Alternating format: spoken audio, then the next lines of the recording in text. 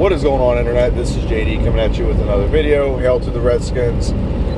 Basically, just want to do a little bit of a revision on a few things that I've said in the past. Past couple videos, let me rephrase that. I've listed some of them, and I say it while I'm driving, so I don't have time to edit it. So I just basically record it and post it. I'm driving back from Pittsburgh to Philly, so I got another hour and a half before I got to get to my destination. So I'm here to just do a video. So we're on the cusp of free agency, so I want to go over a few things with free agency and reiterate a few points and kind of have a little bit of revision of free agency that I think I need to post, just because I want to make sure my points are clear.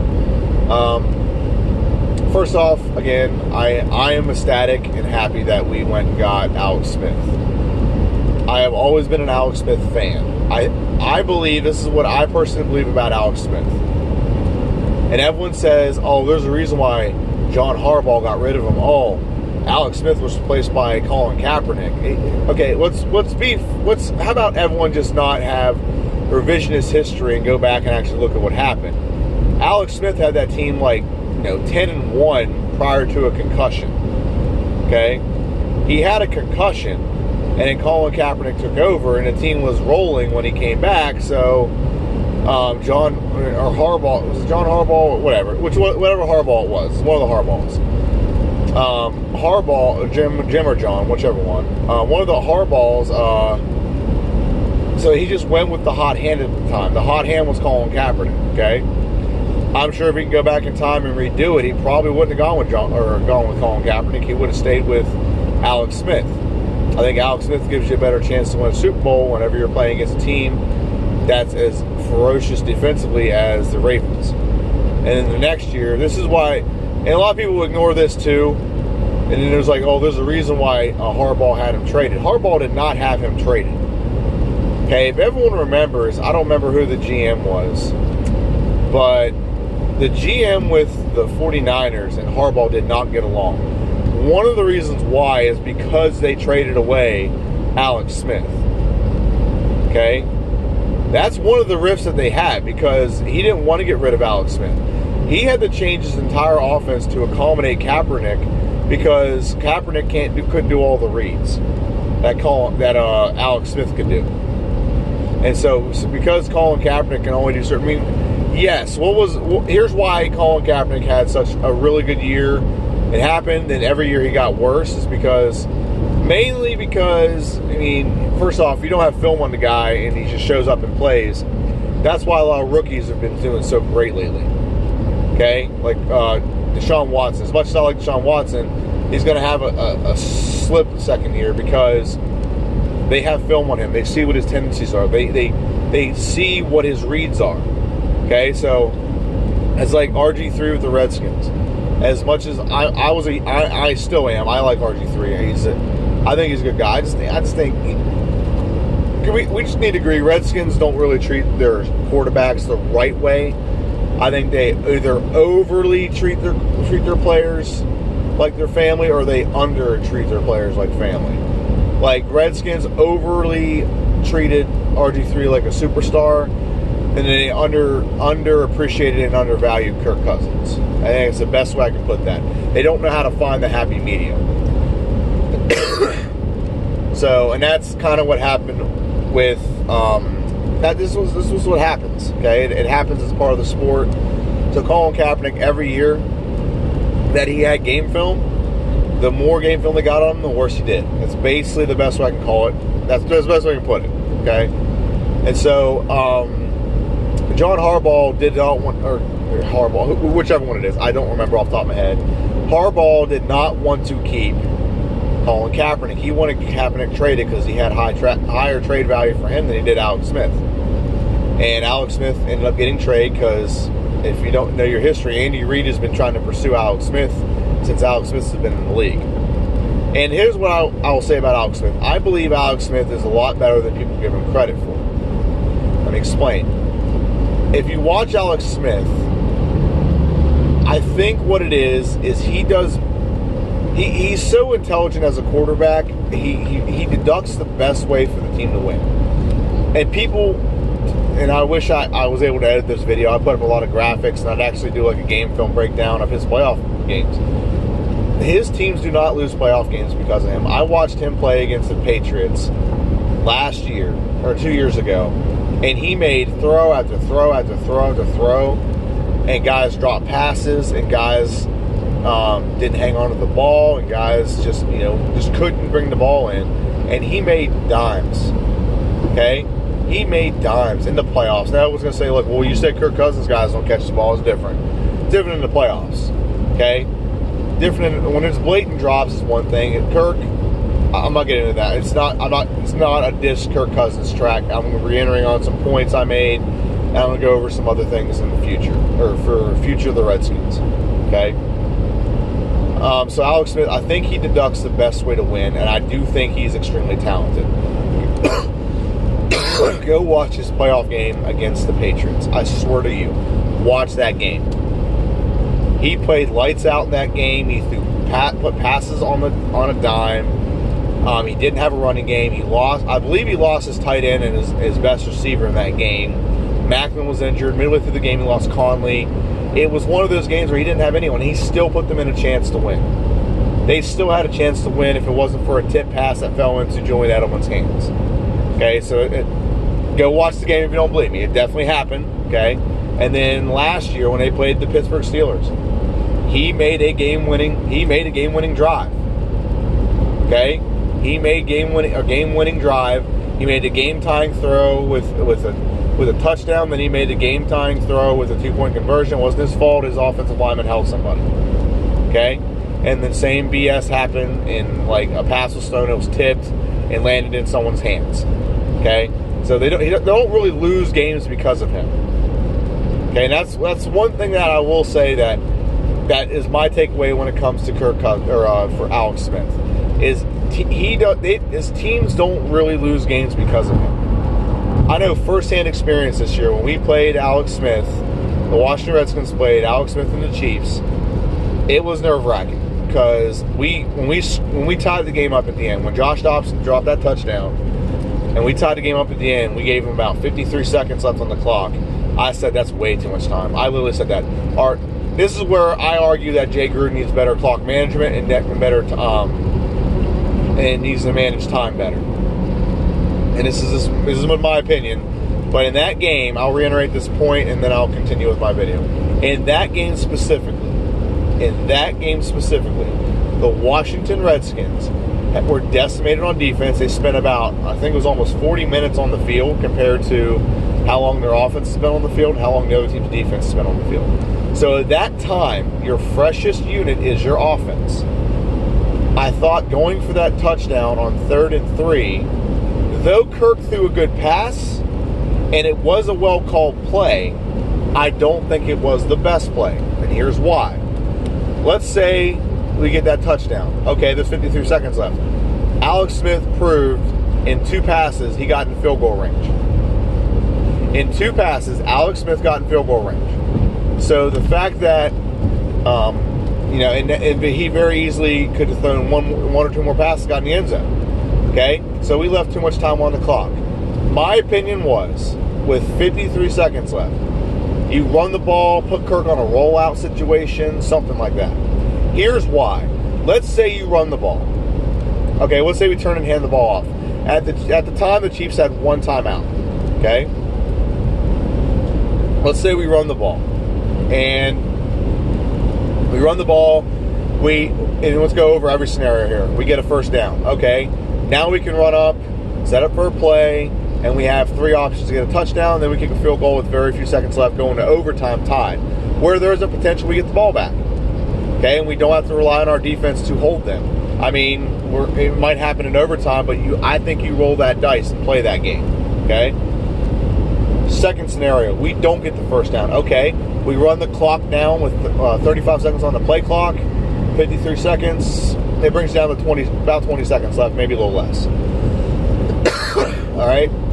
So it brings you down to that. And so now with 20 seconds left, we take a field goal, and we really don't give Alex Smith and the Chiefs that much time. They probably take the kickoff, and they kneel on it and go into overtime with a tie. So both those scenarios, we still have a good chance to win. Third scenario, which, is probably the most likely of the three. Okay?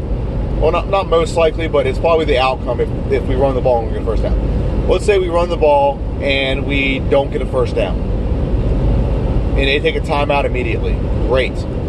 Now they have no timeouts to call timeout and set up the field goal. Okay? Now they have none left. At that time, we had one timeout. So now they have 0 timeouts left. And they have no time left to actually set up the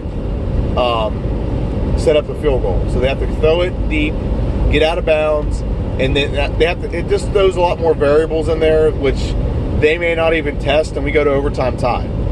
Okay, so and obviously you can't guarantee the kick. I would say at that point it was a given. And this is the way I compare it. I used to coach high school basketball, and this is what my mentor, his name's Tom Bosley, taught me. At that point, whenever you're in a game, okay, in boys basketball, if you don't know this, there's no shot clock. So let's say the game is tied at 50-50, and my team's walking the ball up the court, we cross half court, and the other team's not like playing defense, they're just hanging back. You want to hold the ball for the very last shot in the game. Because at that point, you are playing, because you have the ball and you have your offense, you're playing to win or tie. The other team is playing to tie or lose. And I think the same scenario plays out here, where you got to play the game where, in this scenario, what are you doing? Are you playing to win or tie, or are you playing to tie or lose? Okay? In that scenario, we're putting the game in the hands of our defense. When we do that, after we get the field goal, I'm assuming the field goal is a given because it was only like a 20-yard kick. Okay? This is why I'm assuming this. In that scenario, you're playing to tie or lose. I say you take all variables out and run as much time off the clock and then kick the field goal. That's my personal opinion. And again, I'm not taking away a great throw by Kirk Cousins. He made a dime. He made a great throw. It was put in a perfect spot. Dobson, he's a wimp, and I yelled some expletives when it happened. I yelled it like 900 times. He put his arm down to brace his fall. If he'd have just cradled the ball and came down with it, we'd have had a touchdown, and I might have a different conversation, different argument. Okay, and we actually start season 3-1. You don't know how a team plays out starting season 3-1, because then we won our next game against the 49ers. Now we're 4-1. We just have a lot more confidence as a team.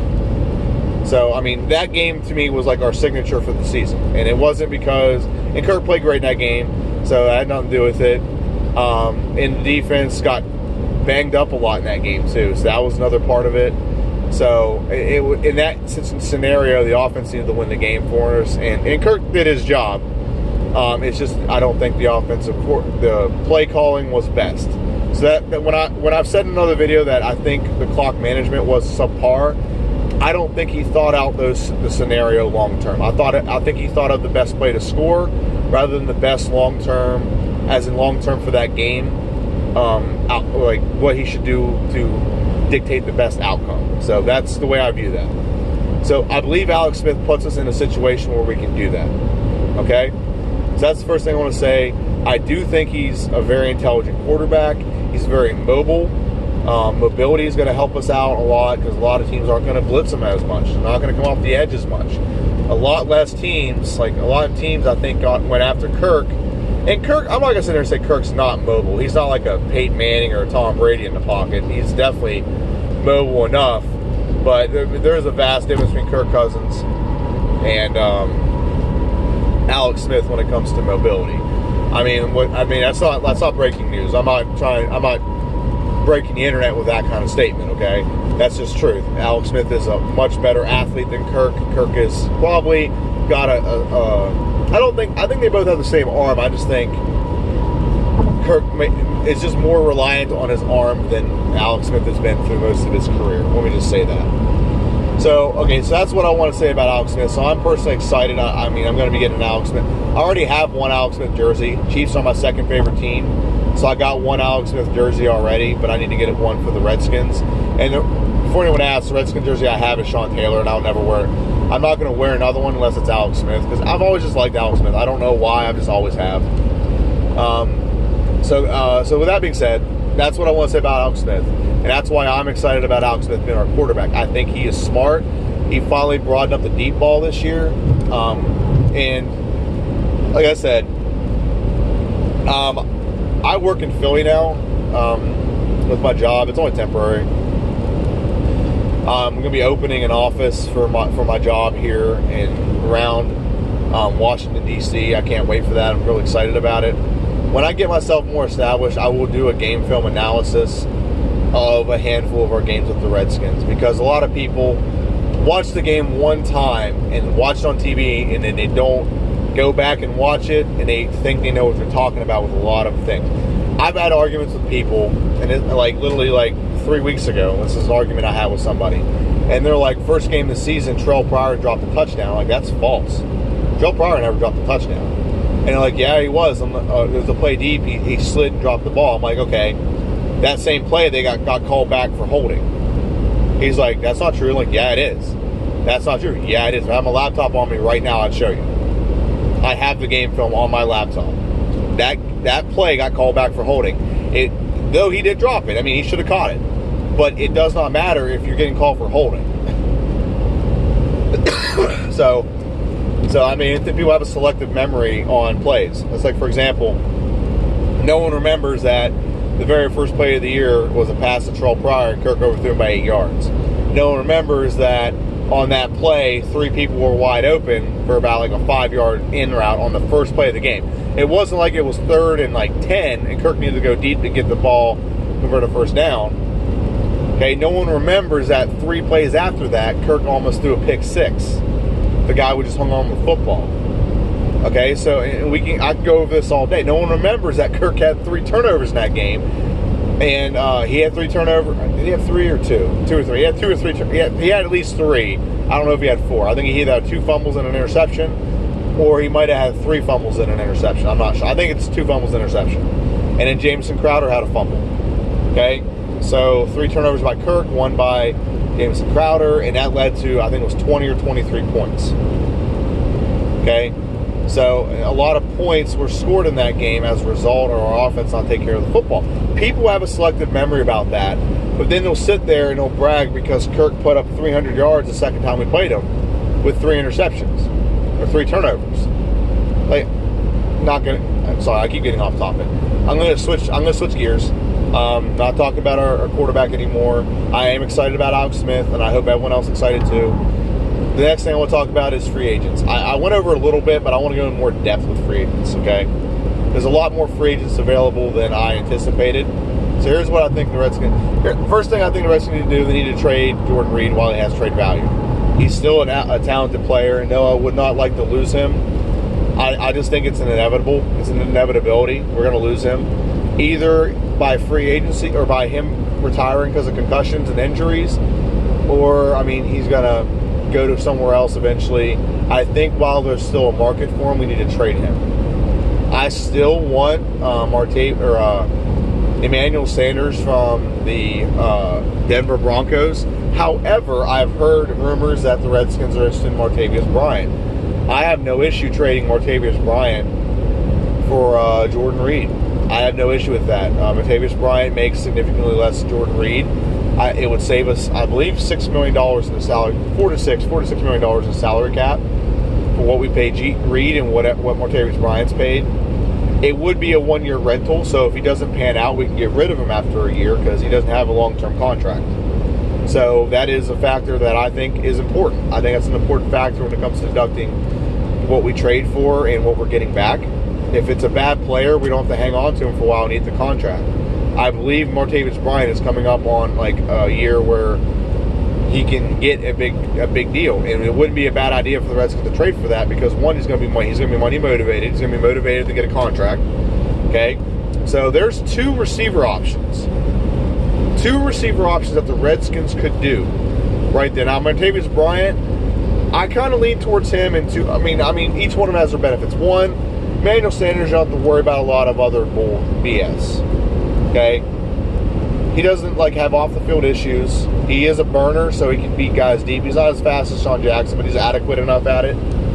The downside is he's not a big receiver. He's a good receiver, but not a big one. He hasn't had a quarterback in a while, so we really don't know how productive he can be. We don't know if he's declined, honestly. I mean, I think he's a good player. I've had him in fantasy the last couple of years. He's always been a really consistent player for me. And I think with the Redskins, he'd be the guy. So he might have a little bit more productivity than he has had in Denver. Because in Denver, he has to split his time with Denarius Thomas. And again, he hasn't had a quarterback, so we don't know how productive he's been. So there's an upside to him where he is talented. And I don't think you're losing much, but there's also the unknown factor. When it comes to don't know if he... don't know what he is because he hasn't had a quarterback. So if he had a quarterback, I say he had a 1,200-yard receiving year last year, that's something you can gauge because, he's playing alongside another guy and he still produced. So, Martavis Bryant, obviously, Martavis Bryant does add a new dynamic. I don't think we need to clean house on our receivers. I think our receivers are good. I think they were mismanaged. I hope I get to it by the end of this video.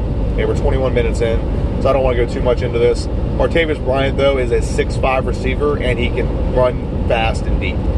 We need a big receiver. We do not have a big receiver. I think Josh Dobson's like 6'2". Crowder's like 6 foot or 5'11". Grant is not very big. Thompson's not very big. Jordan Reed, actually, I thought was a lot bigger than he was. He's only like a 6'1 tight end.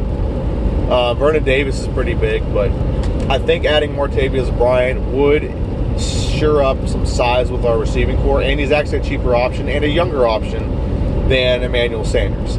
So that is an option I think the Redskins should explore when it comes to trades. I also believe the Redskins, when it comes to free agency, like I said, if we get rid of Jordan Reed, we need to go get Jimmy Graham. We need to have a viable catching tight end. Jay Gruden's offense functions better when they have a catching tight end. He just does. He's very good at moving tight ends around. Now the question, I'll get the scheme here in a minute. I do think we need to re-sign Zach Brown. Zach Brown should be our number one priority right now in free agency. Before we go get anything else, Zach Brown needs to get signed. I don't know how much linebackers are going for, and I'm correcting that because I said tight ends in my other video. Linebackers are going for I say 12, 13 million, maybe 10 million. I don't know how much they go for. I really don't. We'll pay him what he needs to pay. We have the cap space to at least get him signed. He was a great player for us. He was leading tackles for us. He was making tackles behind the line. Him and Kerrigan and a couple other guys. We don't have a bad defense. I don't think people understand that we don't have a bad defense. A lot of injuries happened last year that resulted in us not being the most productive football team that we could be. Okay, especially defensively. But at our best, our defense was outstanding and really stunning to watch.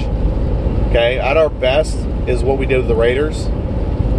And, I mean, the week before that, what we did, our run defense was stellar. We didn't give up anything on the running part until really the Chiefs game. Okay, we really didn't give up that much in the Chiefs game. The Eagles got nothing on us. The Rams, they got like 89 yards on us, so they got a little bit of something. They didn't get much on us either. And the last part, and then the Raiders Marshall Lynch got like less than 30 yards on us. Okay, so they really couldn't run the football on us. So that was how productive we were in that scenario. Okay, so those are guys that need to look at. I think Malcolm Butler, who's going to be a free agency, I hope he is. I think it's someone we need to look into. I think he's a stellar player. I don't know why the Patriots didn't play him. It's an off-field issue. Now, there's the issue I have with Martavis Bryant. Is availability. Is he going to be able to play? Or is he going to smoke weed and get suspended for another year? That's the issue I have. I mean, if he didn't have any issues, I'd say trade him right now. I'd trade Jordan Reed and another third-round pick to get rid of him, to get him. Okay? Give him Sanu Cravens. I don't care. Sanu Cravens for Martavis Bryant. Straight up. Okay? We'll figure out the Jordan Reed thing. I don't care. Somehow if it wasn't that now with the fact that he has the off-field issues, like he can't stay off the weed, as Stephen A. Smith says, that's definitely a part of it. That needs to be a factor into it, but he's definitely talented enough that he's worth the risk. And like I said, let's say hypothetically the Redskins trade for him, and I'm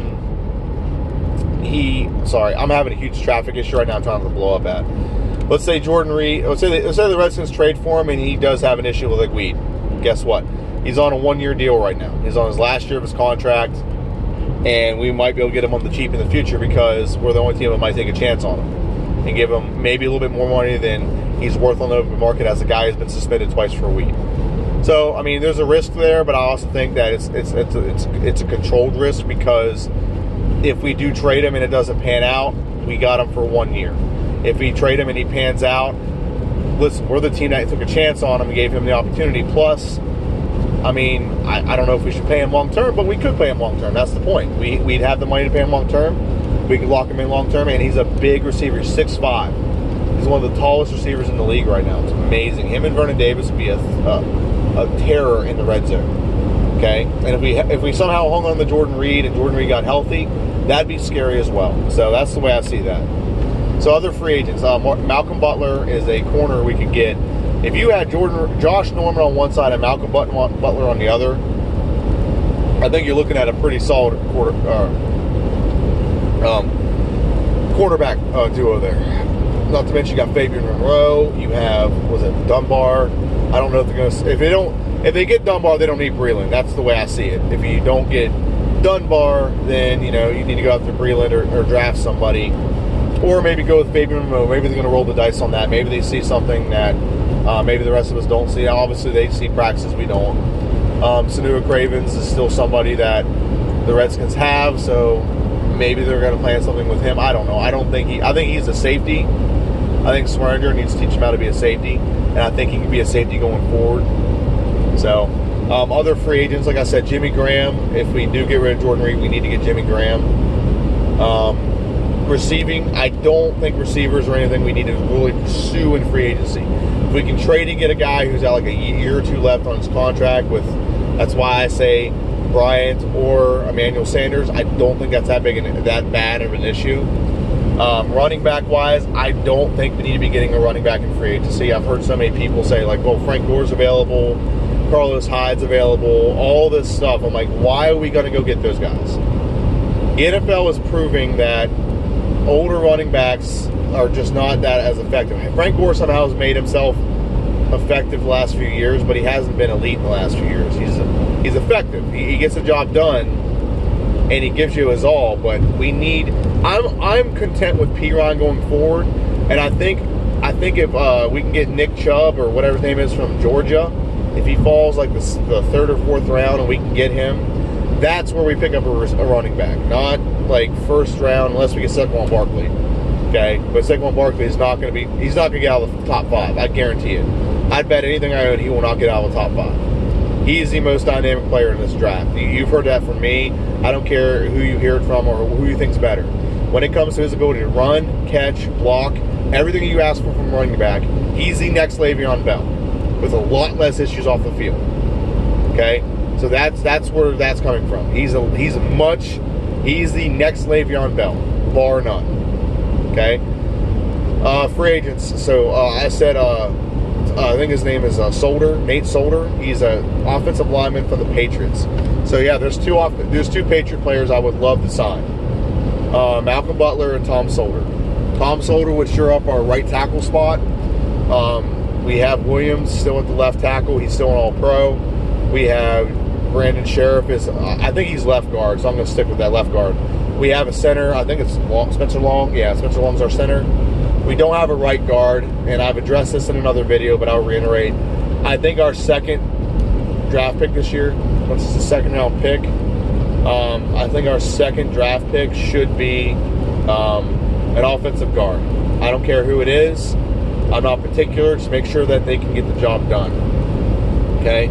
So as long as we get an offensive guard in the second round, I'm content with that. And that would solidify our offensive line for at least this year. And I know Terrence Williams is getting, or just not Terrence Williams. Williams is getting up there in age, and I know Nate Solder isn't super young, but I think he's adequate enough that we can add him. And then all that does is it just adds depth. We'd have unless we got rid of Morgan Moses, Sean Laval, I think you keep them. Just so you have depth. They're still veterans. They still know the playbook. They still know what they're doing. I just don't know what they're being paid. So if they're costing too much, you got to get rid of them, obviously. But there's guys that came in as undrafted rookies and got the job accomplished for us. last year, so I think that could be the same thing we do again. Okay. Any other free agents defensively? Again, there are some defensive linemen that are available. I think Poe, Tamba Hali. I don't think he's just available. I don't remember what position he is. Okay. But there's guys available. Chris Baker. Everyone's talking about re-signing Chris Baker. There's a reason why the Redskins got rid of him, man. I mean, he's not horrible, and by any stretch of the imagination, he's not horrible. I mean, he's an NFL player. But there's a reason why Redskins got rid of him. And here's the thing. Redskins need to not go sign Chris Baker. And it's not me being an anti-Chris Baker person. It's just me being a anti, progression, or regression. What the Redskins need to be doing. This is what the Redskins straight up need to be doing. They need to be progressing towards the future. If you go and sign, let's say they go sign Chris Baker, they go sign Poe, or one of these guys as a defensive lineman. What you're doing is you're basically putting on the back burner that we need to sign a young defensive lineman that could be a defensive lineman for this team for the next 4 or 5 years. Or 10 years, I mean. Okay? Let's draft somebody that can be a defensive lineman for us for the next 10 years. Okay? And moving forward, not to mention he's going to be a young guy with a cheaper contract. Okay? That's going to be a factor. Okay? And yeah, would someone who's with a little more veteran leadership be better at this moment? Yes. But let's get guys that are going to help with the future. Vita Vea is the guy I want. I mean, there's other guys out there, obviously, but Vita Vea should fall into our lap at our draft pick. I think we're at 13. Should be perfect match. Perfect fit for our defense. We need a run stopper. We have not had a legit... When we had a run stopper, and the guy we had last year, I don't remember who it was, playing defensive tackle before he got injured. It was a younger guy. I don't think it was Ziggy Hood. It was somebody else. Whatever. Whoever it was. Hey, I can't look it up at the moment, so that's where I'm at right now. Whoever it was, we had legit good run defense. We were only giving up like 54 yards a game running the ball prior to the Chiefs game, where everyone on defense decided to get injured in one game. Everyone on defense decided to get injured in one game. Okay? And I'm not making that up. Everyone got injured in that game. We had 4 starters get injured in that game. I know Norman was one. We had, it wasn't Swearinger. It was whoever other safety was. Okay? And then we had 2 defensive linemen get injured in that game. Jonathan Allen got injured in that game. I don't remember the defensive tackle, whoever it was. I don't know if it was McLean or whatever. But guys got injured that game, and then we just weren't the same after that when it comes to run stopping. Okay? Kareem Hunt ran all over us, and he wasn't doing well running on us until they all got injured. And it's not me making that up. It's part of the game, and I get that. But I'm just telling you that's a fact. So that's what we need to do. We need to make sure we solidify the defensive line, and I think we should do that through the draft.